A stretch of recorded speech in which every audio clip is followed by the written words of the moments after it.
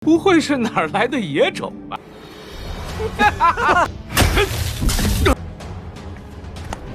哎呀！你们，不好！Halo semuanya, selamat datang di Ruang Sinema. Bagaimana kabar kalian semua? Semoga selalu sehat dan baik-baik saja.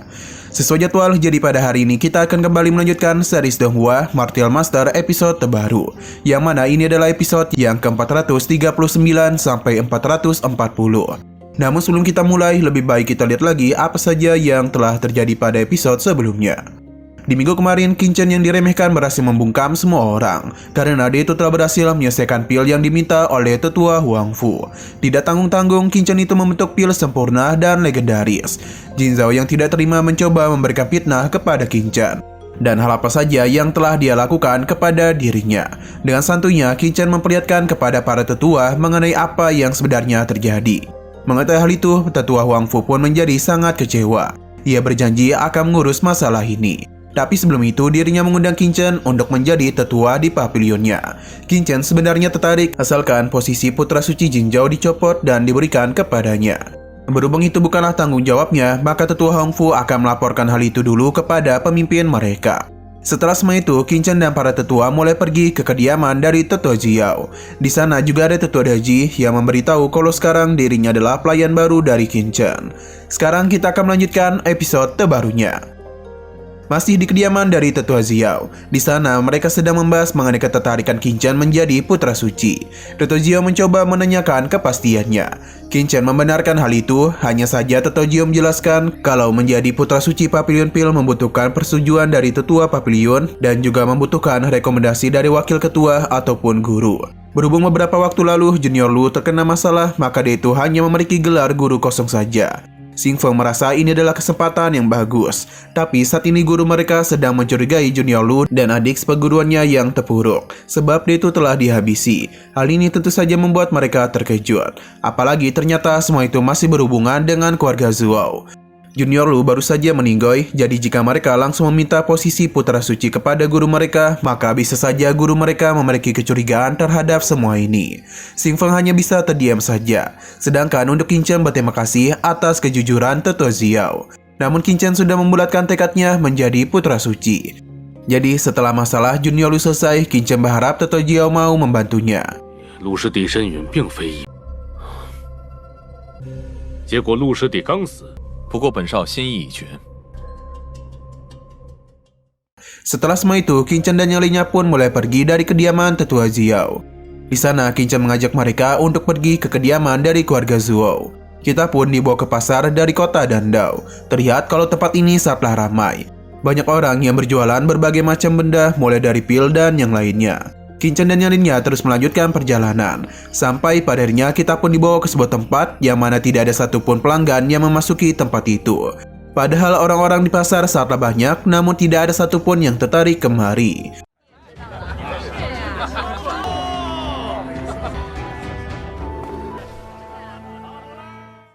Tetua ini sadar betul kalau bisnis gedung pil mereka semakin lama semakin sulit. Tetua di sebelahnya menyarankan untuk mencari keberadaan dari Raja Obat Suani. Namun mereka tak bisa melakukannya karena Lu Sheng baru saja mendapatkan musibah. Apalagi ketika itu Tuan Suani telah kehilangan jabatan sebagai wakil ketua karena berani menyinggung istana penegak hukum. Kini keluarga Zhao telah berutang banyak kepada Tuan Suani. Ternyata mereka ini adalah keluarga Zuo.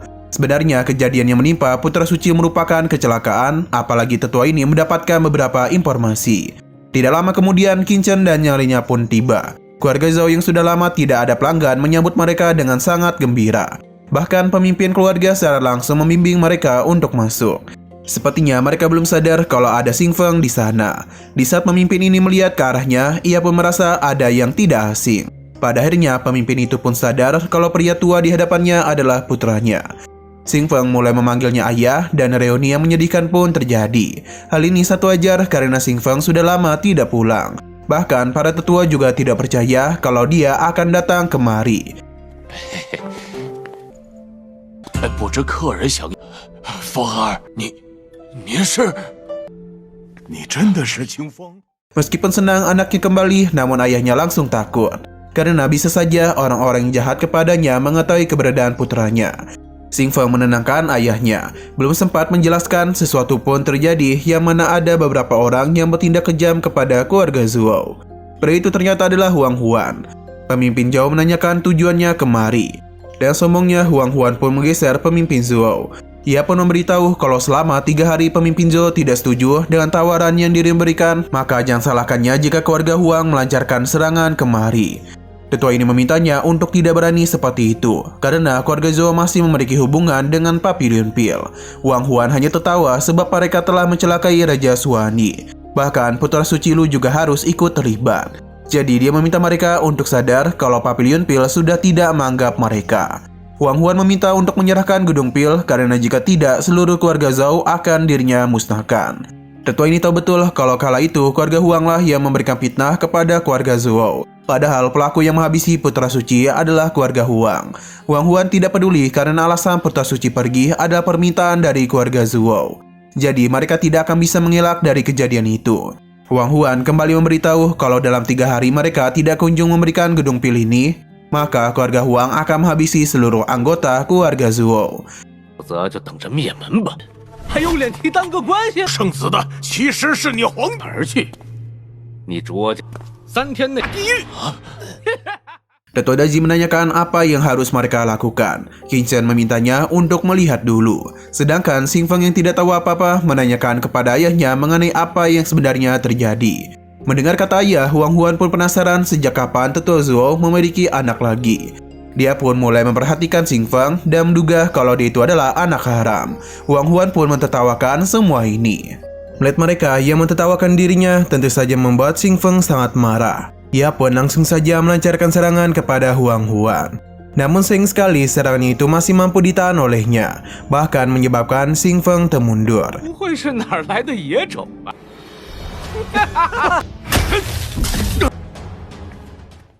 Huang Huan kesal karena keluarga Zhou masih ada yang berani kepadanya. Jadi dia pun meminta para bawahannya untuk memberikan hukuman kepada mereka. Alhasil seluruh barang-barang yang berada di sana pun mulai mereka hancurkan. Orang-orang ini sama sekali tidak memiliki belas kasihan. Bahkan kursi yang tidak salah apapun juga ikut dihancurkan. Selain itu harta-harta yang merupakan barang dagangan keluarga Zhou juga ikut dihancurkan. Dan ini tentu saja mereka akan mengalami kerugian yang sangat besar. Para tetua berusaha untuk menghentikan hal ini, namun bawahan Huang Huan tidak mau mendengarkannya dan terus saja merusak barang-barang di sana. Sedangkan untuk Qin Chen sendiri sedang santuy sambil meminum tehnya. Huang Huan terus meminta bawahannya untuk menghancurkan segala yang mereka lihat. Kepala keluarga Zhou ini tidak tinggal diam saja. Ia berusaha untuk menghentikan mereka, namun apa daya dirinya malah diserang oleh bawahan Huang Huan. Melihat ayahnya yang terluka, tentu saja membuat Xing Feng menjadi sangat khawatir kepadanya. Huang Huan pun mentertawakan Zhou Muxian karena mereka sudah kehilangan Raja Obat Xiani. Jadi keluarga Zhou tak bisa berani seperti dulu lagi. Zhou Muxian tentu saja kesal dan kesombongan Huang Huan. Tapi dia itu tidak bisa berbuat apa-apa.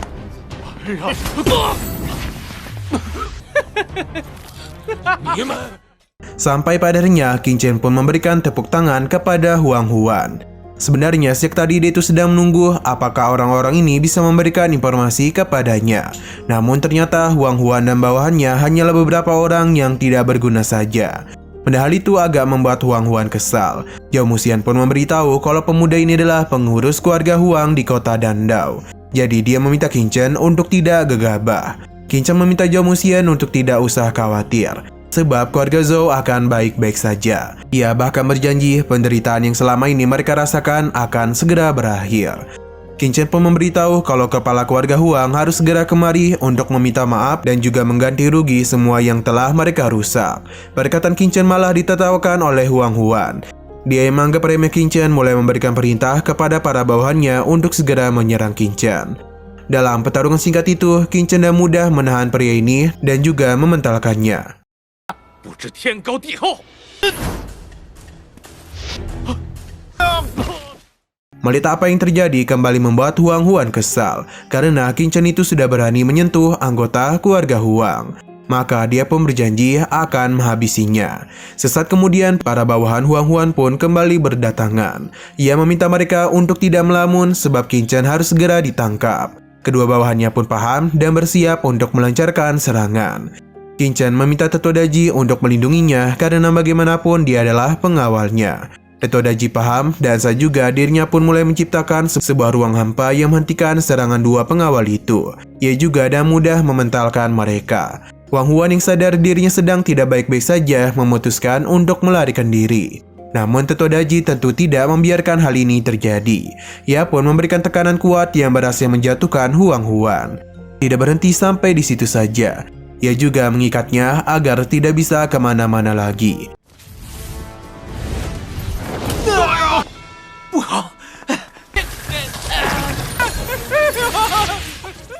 Tetua Daji sudah menyelesaikan apa yang diperintahkan oleh Qingchen. Nah, di sini Qingchen pun menarik penjaga itu untuk memberikannya sebuah pesan kepada kepala keluarga Huang, yang mana saat ini gedung pil keluarga Zhou telah mengalami kerugian besar. Jadi Qingchen meminta untuk membawa ratusan pil obat sebagai ganti rugi. Ia pun melemparkan pengawal ini agar bisa segera pergi memberitahukan pesannya kepada kepala keluarga Huang. Qingchen tidak berhenti sampai di sini saja. Ia meminta Tetua Daji untuk melemparkan orang-orang ini ke depan pintu agar semua orang yang lewat bisa mengetahui akhir dari keributan di tempat ini. Tetua Daji paham dan mulai membuang Huang Huan bersama dengan para bawahannya. Nah, orang-orang yang lewat pun mengenali Huang Huan yang adalah pengurus dari keluarga Huang. Salah satu dari orang ini berusaha untuk memberikan bantuan, tapi Tetua Daji segera menghentikannya. Ia meminta semua orang untuk melihat bahwa inilah akibatnya jika berurusan dengan keluarga Zhou.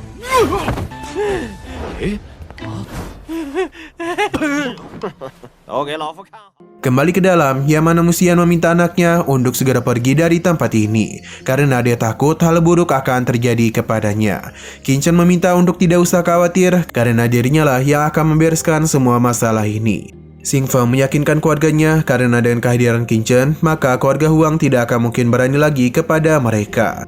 Musian pun hanya bisa terdiam saja. Di sini Qingchen memberitahu kalau alasan dia datang kemari adalah untuk masalah Putra Suci. Jadi dia pun meminta mereka untuk menjelaskan apa yang sebenarnya telah terjadi kepada Lu. Musian paham dan memberitahu kalau sebenarnya masalah ini berhubungan dengan Xing Feng.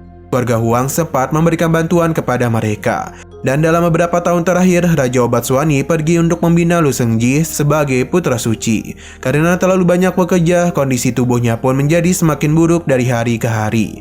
Bahkan sekarang Raja Obat Xianyi hanya memiliki waktu 10 tahun saja untuk bertahan hidup. Xing Feng baru tahu kalau gurunya mengalami masalah sebesar ini.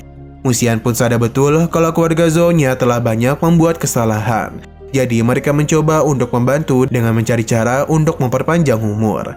Sampai pada akhirnya mereka mendapatkan kabar mengenai jamur Gandorma dari keluarga Huang.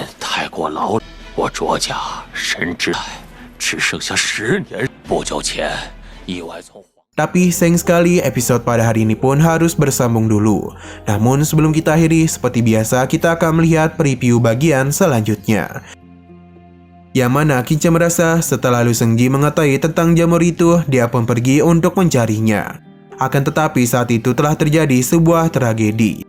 Jamur ini tidak mungkin berada di pasar gelap. Apalagi setelah kejadian yang menimpa Putra Suci Lu, secara perlahan keluarga Huang mulai berubah sikap. Yomusin tidak menyangka kalau Qingchen bisa mengetahui hal itu dengan detail. Ini sangatlah mudah untuk ditebak, hanya saja keluarga Zhou itu terlalu naif, jadi pikiran mereka belum sampai ke sana. Tetua ini bahkan juga tidak bisa memikirkannya, dan juga tidak menyangka kalau Lu Shengji akan bertemu dengan orang-orang itu. Nah, orang siapakah yang mereka bicarakan? Semua itu akan terjawab pada minggu depan. Nah, mungkin itu saja untuk spoiler pada hari ini. Sekian dulu pada video kali ini, untuk video selanjutnya akan segera hadir pada minggu depan. Jadi bagi kalian yang ingin mengikuti series ini langsung saja klik subscribe dan aktifkan loncengnya. Terima kasih yang sudah menonton video sampai habis. Jika kalian suka pada video ini, klik like dan share ke teman-teman kalian tentang channel ini. Dan ditunggu aja kelanjutannya. Oke, sampai jumpa di video selanjutnya.